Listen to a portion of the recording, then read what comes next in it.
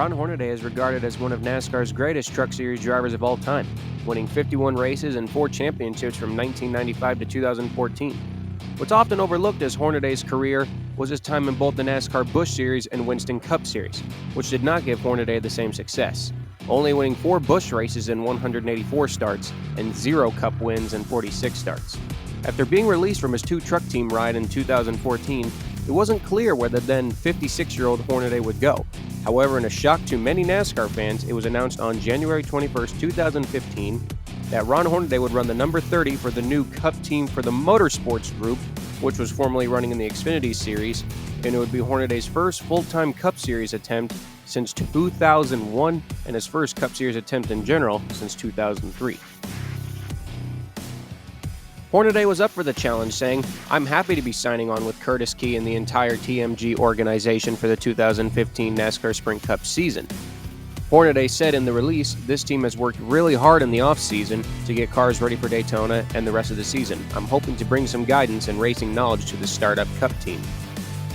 Hornaday's first start would be the 2015 Daytona 500, which saw a big 49-car entry list, which meant that the 30 would have to qualify in on speed.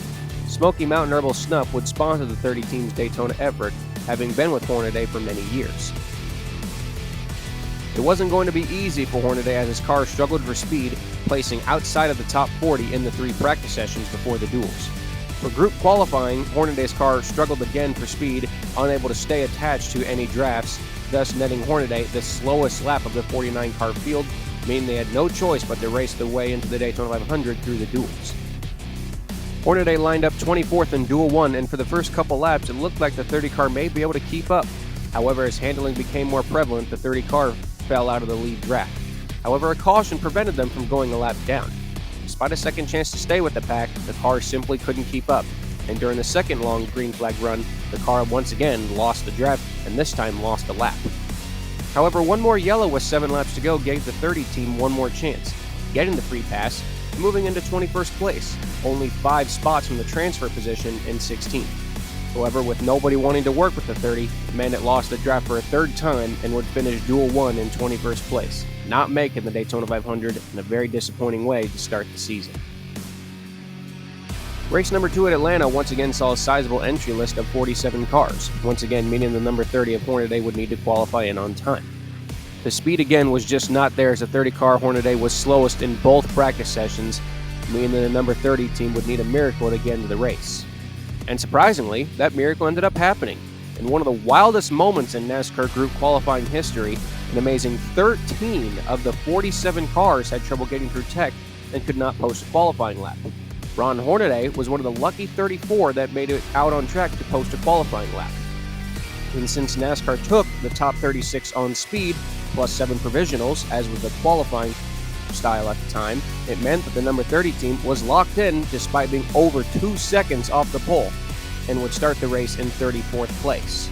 Despite making the race, it was a struggle though, as Hornaday quickly fell from 34th to 43rd, and as the race went on, the 30 struggled to keep up with other cars even at the back of the pack.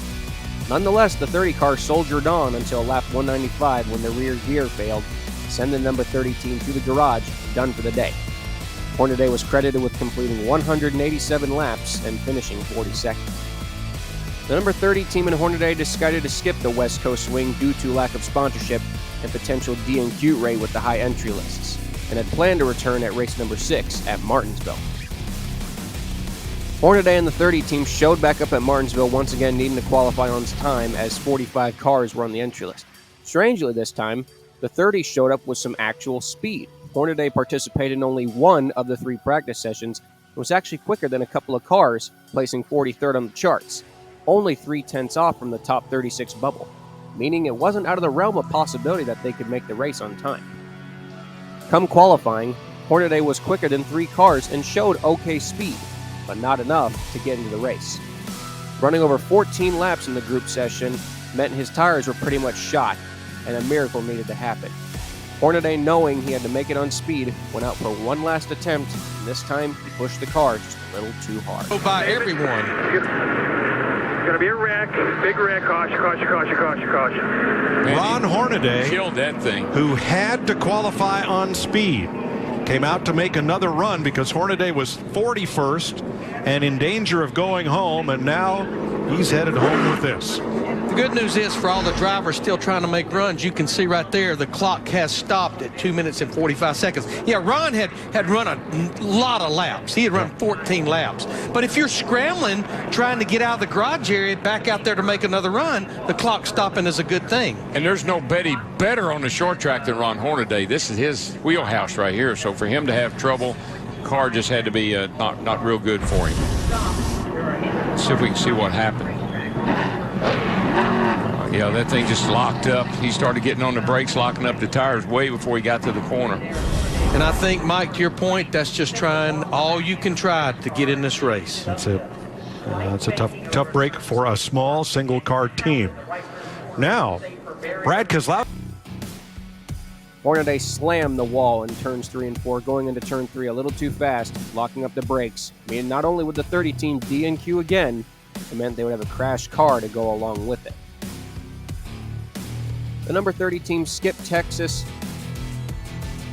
and returned again at Bristol with again a 45-car entry list, meaning the number 30 of Hornaday would have to qualify on time. Like Martinsville, Hornaday's short track prowess showed some decent speed, once again being quicker than a couple of cars, placing 43rd on the charts and only competing in the first practice session. If Hornaday could get a clean lap, he might be able to pull off a miracle.